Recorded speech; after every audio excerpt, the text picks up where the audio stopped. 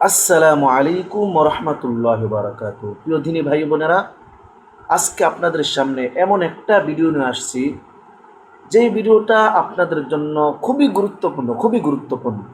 আপনারা আশ্চর্য হয়ে যাবেন, এত পাওয়ারফুল একটা দোয়া আজকে আপনাদেরকে বলে দিব।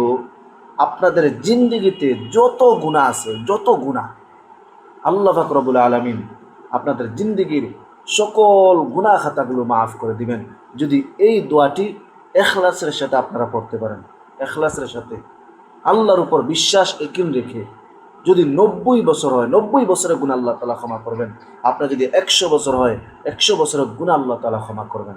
অর্থাৎ আপনার জীবনে যত রকমের যত গুনাহ হয়েছে, সকল গুনাহগুলো আল্লাহ তাআলা ক্ষমা করে দিবেন।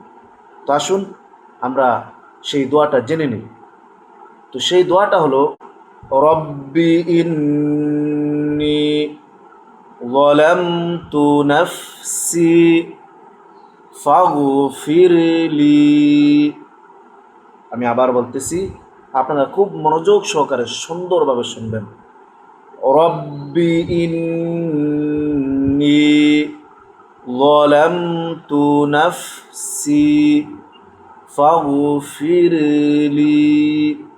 আপনারা সকালবেলা ফজরের নামাজের পর আল্লাহর কাছে দোয়া করার আগে আপনারা এই দোয়াটা কয়েকবার পড়ে নেবেন, অথবা মাগরিবের আগে পরে দোয়া কবুলের সময় আপনারা ওই সময় এই দোয়াটা কয়েকবার পরে তারপর আল্লাহর কাছে দোয়া করবেন। অথবা ভোর রাত্রিতে আমরা যা তাহাজ্জুদের নামাজ পড়ি, তাহাজ্জুদের নামাজের পর এই দোয়াটা কয়েকবার পরে আল্লাহর কাছে যদি দুই হাত তুলে দোয়া করেন, আল্লাহ তাআলা অবশ্যই জিন্দেগির সকল গুনাহ খাতাগুলো ক্ষমা করে দেবেন। আল্লাহু আকবার। অথবা সলাতুল হাজতের 2 রাকাত নামাজ, সলাতুল হাজতের নিয়তে যে কোনো সূরা দিয়ে আপনারা যদি 2 রাকাত সলাতুল হাজতের নামাজ পড়ে দোয়াটা করে আপনার আল্লাহর কাছে দোয়া করেন, আল্লাহ তাআলা জিন্দেগির সকল গুনাহ খাতাগুলো ক্ষমা করে দিবেন, আপনাদের সকল হাজত জরুরতগুলো পূরণ করে দিবেন। আল্লাহু আকবার। তো প্রিয় দিনী ভাই বোনেরা, আপনারা অবশ্যই এই আমলটা জীবনে একবার হলেও করবেন। আপনাদের বন্ধু বান্ধব আত্মীয় স্বজন যারা আছে তাদেরকে সওয়াবের নিয়তে এই ভিডিওটা শেয়ার করে দেবেন ইনশাআল্লাহ। আল্লাহ তাআলা আমাদেরকে আমল করার তৌফিক দান করেন।